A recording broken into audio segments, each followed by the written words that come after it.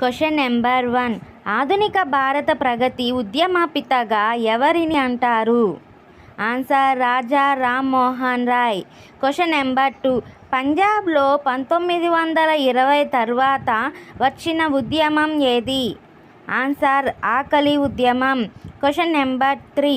ప్రముఖ సంఘ సంస్కర్త అయిన గోపాల హరిదేశ్ముఖ్ మరొక పేరు? ఆన్సర్ లోకహితవాది. Question number 4. ఆధునిక భారత చరిత్రలో ప్రఖ్యాత మహమ్మదీయ కవి? Answer Mohammad Iqbal. Question number 5. Aligarh ఉద్యమంను ప్రారంభించినది ఎవరు?